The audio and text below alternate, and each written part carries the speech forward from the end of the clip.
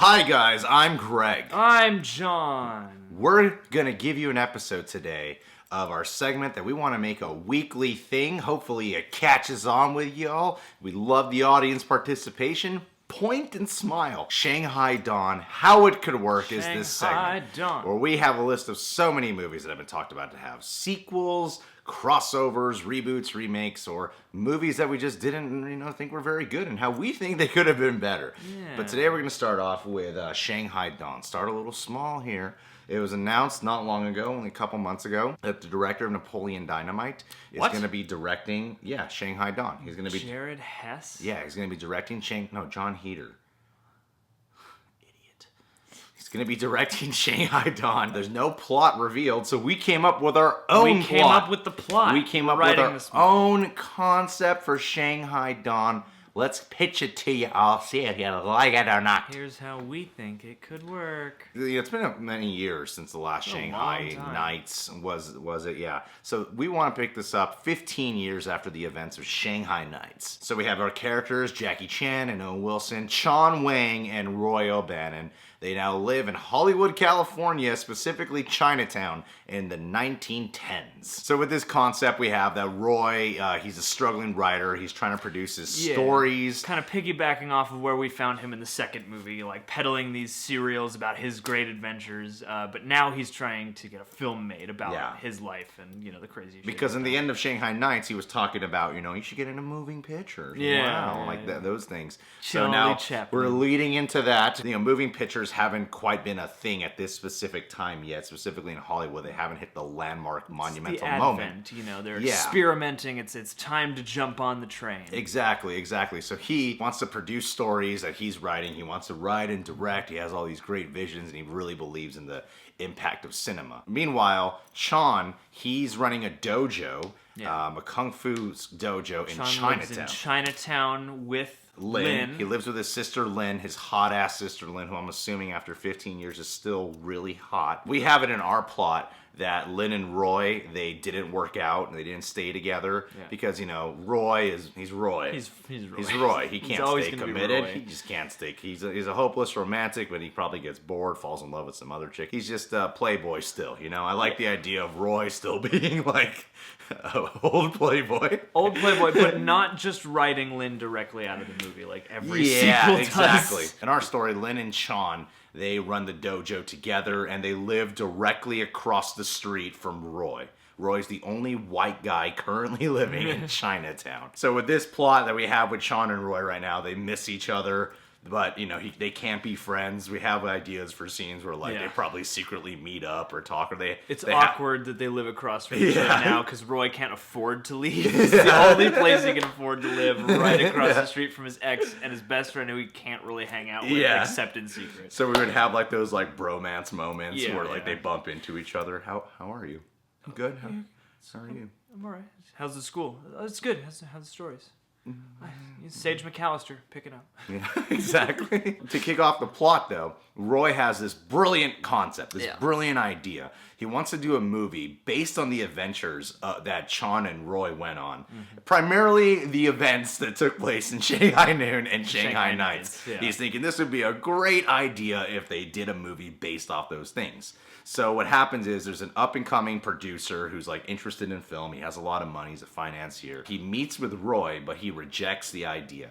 Because he really believes that, no one's going to watch a movie about, starring a Chinese guy at all. Yeah. That sounds ridiculous. Why would anyone watch that? Unless it's one of those oddity newsreels or something like that. Yeah, exactly. We're not going to produce a motion picture. We're not going to write. Because, there were a lot of racial tensions in the early 20th century and whatnot. So we figured we would kind of cram that into our story. Yeah, exactly. So this is still the setup we're at right now. Yeah. Meanwhile, with Sean's story, there's another dojo in Chinatown who we don't have a character name yet. We wanted it to be played by Sammo Hung. Sammo Hung, if you guys don't know, was one of the people that Jackie Chan worked with a lot back in Hong Kong. Sammo Hung's done a few things out here in America. Because the last one had Donnie Yen, so let's get Sammo Hung in there. And I feel like uniting these two in an American film together would be pretty fucking sweet. Cool, yeah. And he has his own studio.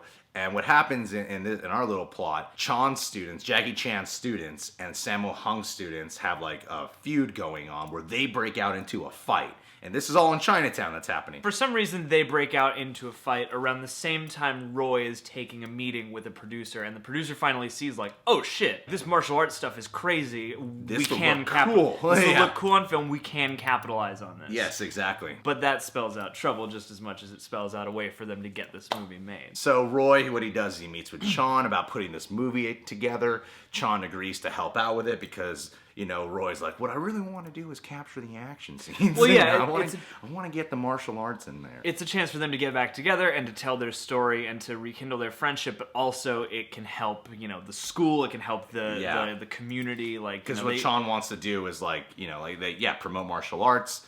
And then it could get people interested in learning about martial arts, and it could also, and Sean could use a lot of the money to help out the, you know, people who are poor in China or Chinatown, you know? He wants to make the community better, you know, for people setting up a life in America, you know? Exactly. So here we have our plot. They're putting together a movie that's inspired by their lives.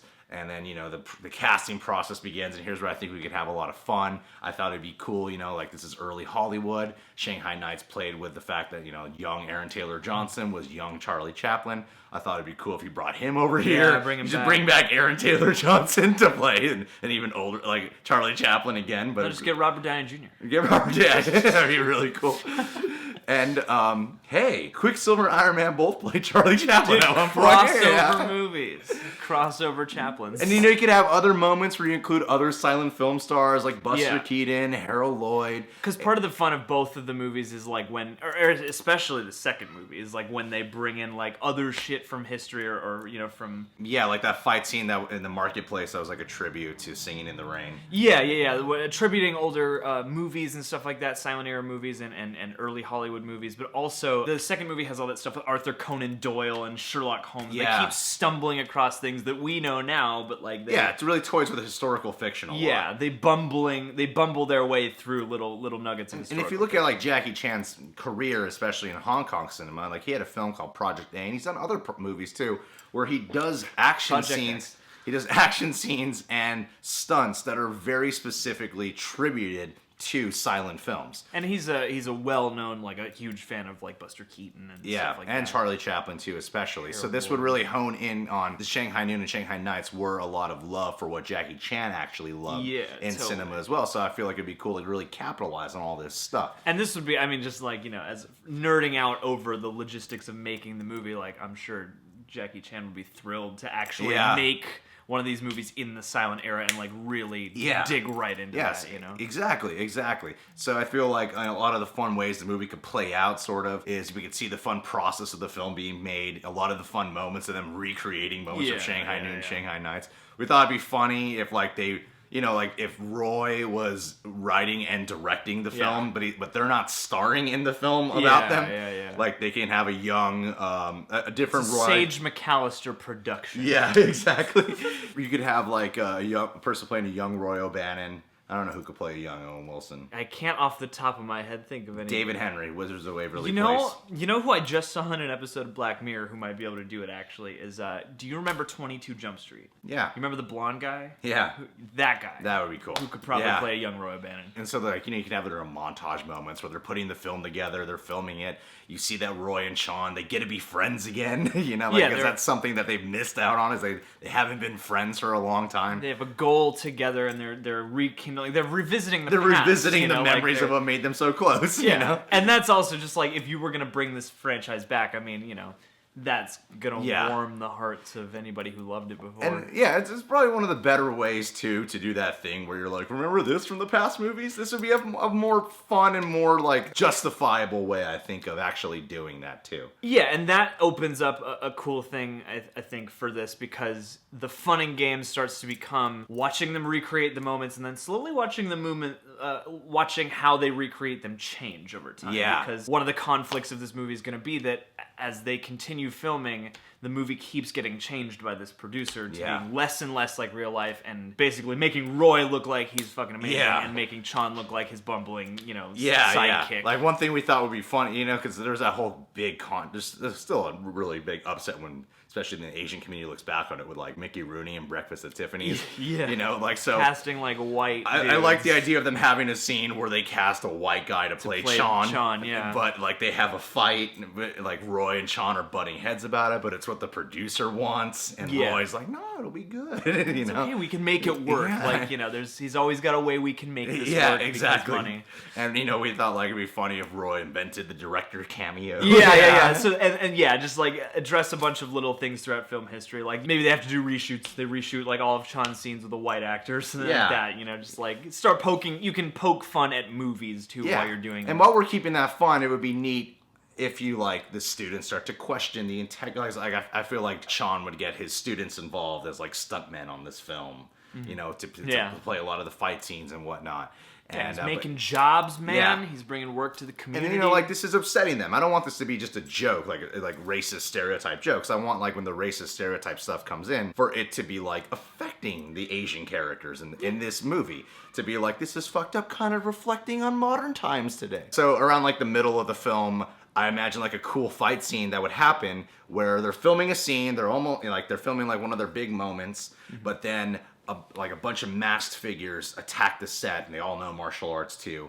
And I thought it'd be a cool fight scene where like Jackie Chan gets into a fight with a bunch of these masked warriors, where he has to use like a lot of film prop sets, because one of the cool things about Jackie Chan fights is when he uses props. So instead of just using like real life props, he's using like movie set props and everything. Well, that's part of the fun of any movie about making a movie is you get those scenes where you get to kind of it's like a behind the scenes in and out of a set, you know, and see what's going on behind and sort of use all the things at the disposal. Like there's so much you can do with that. For a Jackie Chan style fight, that would be pretty magical. Yeah, exactly. And that would be like the middle point of the film where, you know, like enemies start coming in, conflict starts really coming in. We learn that this was Sammo Hung's students that attacked the film set that were trying to like prevent this film from being made. They feel this film is an insult to Chinese people. This is a little bit after the gold rush, where a lot of Chinese immigrants were really being exploited, and they feel that the Americans are exploiting their culture even more. Yeah, it's a tough time in American history for lots of ethnic communities. And also, you know, maybe he's got some of Sammo Hung's students like working as stunt people on the movie, and he's really not about that, you know. Yeah. So there are lots of potentials for conflict between them. So we imagine, like, as the film progressively gets made, Roy and Sean have to keep conforming to this, like, producer's ideas, which keeps making the film more insulting and more racist stereotypes. And like, Sean and Roy, that drives them apart that much more, because Roy's pretty tone deaf. Yeah. Sean's trying, because, you know, there is a greater good involved, but at what cost? And instead of just recreating moments from Shanghai Noon and Shanghai Nights, they recreated so much to the point where the Chinese people just look like they're all bad guys. Yeah. And the only good Chinese character is kind of an idiot. And who's also not even Chinese. Yeah, he's not even Chinese, and all the white people are the heroes in the film, you know? It's just really making Chinese people look bad. Yeah. Then also learn a little bit of history about the producer. I know we're a little all over the place here, but, you know, this is just a concept piece. This is a real concept loose, piece, you know?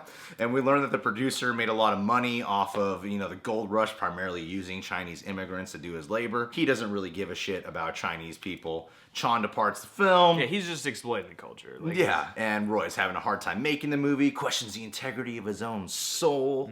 And, you know, it's like we have ideas for where this can go with a finale and stuff, but the basic plot point of this and the fun of it would be putting Roy and Sean in the silent film era, which I think they would just love doing, is being part of like old school Hollywood, especially since like there's elements of Shanghai Noon and Shanghai Nights that specifically play to the silent film era. So why not just go there and do that, you know? Each one, you know, takes some stuff from its time and place and adds it to the character of the movie. Yeah. And each one, you know, we rejoin them at a different point in life, and so I feel like this is a cool time because they're both a little bit older now. Like, it's a cool time to embrace that. Make a story that's both fun and referential, but also new and relevant at the same time. Today, because there's so much talk about, you know, Asian actors not getting the treatment they deserve in Hollywood. Yeah. And so this would riff off that. Perfect opportunity, Yeah, so I think this would be a really fun movie, a really fun opportunity. Not exactly sure how the finale would go down. We came up with like a bunch of ridiculous ideas. Roy's gonna learn a lesson for sure. Yeah, where Roy realizes he was kind of selling out again for more money, and this is an insult to Chinese people. We kind of thought like it'd be cool to have like a showdown, maybe at the Man's Chinese Theater, which I know historically wasn't built yet, but have some like showdown in a premiere. We thought like it might be neat if we somehow brought back Donnie Yen's character, Yeah. since he's all famous now. So. Yeah. And I don't know, maybe Roy tries to destroy the movie. Yeah. Maybe Roy realizes. What I thought would be a great ender to this too is like maybe Roy and Sean, once everything is sorted out, you do like a 22 Jump Street ending where you just see a bunch of little clips from the different, like Sean and Roy have their own movie series now where they just take on different bad guys. Like, and it is those books. Like I like that motif in the second movie. So like you could end this with just a bunch of previews for like Sean and Roy take on the mummy. Like exactly. Sean and Roy meet the Wolfman. Like they're just Abbott and Costello with Kung Fu. Yeah. So this is our basic general concept. We just wanted to share that with you guys. What'd you guys think of it? What would you guys add to this? Or what would be your idea? I don't think they have a script yet. Hollywood. We think this could be a pretty cool idea. I think this would be fun. I feel like there's a lot of fun territory to explore here. I mean, first Shanghai Noon is very East meets, Westerns. And then the second one is like London territory and silent film territory. Fish out of water. Yeah, and then this one I feel is let's just go straight for what they've been kind of paying homage to from the beginning. Yeah, directly. And they're older, they're settling down, man. They're making a life. Times have changed. Yeah, I mean, there's no real romance in here. Of course, you got to have that in there. Yeah, we'll figure. I think they should just make Sean and Roy gay. I'm sure. Just fucking do it. I would be really happy about that. Yeah, that'd be really cool. They just fucking did it. They fell in love with each other, I would love that. That would be so touching. Although even then, I'm thinking like you could probably have a pretty funny montage where Roy's trying to use the auditioning process as his own dating service. And Sean's like, dude, this is messed up. Yeah. Like he's just always trying to chat up the actress or something like that. All right, guys. Well, you can subscribe today. Please do it. We would love to have you as a subscriber. John's Reasons to Jerry on Twitter and Instagram. And you can follow the social media sites that he is the social media manager of. Facebook.com/Bloomhouse and The Real Rejects. Take care. Hopefully Jackie Chan watches this and says, Jade, Uncle. Jackie Chan Adventures.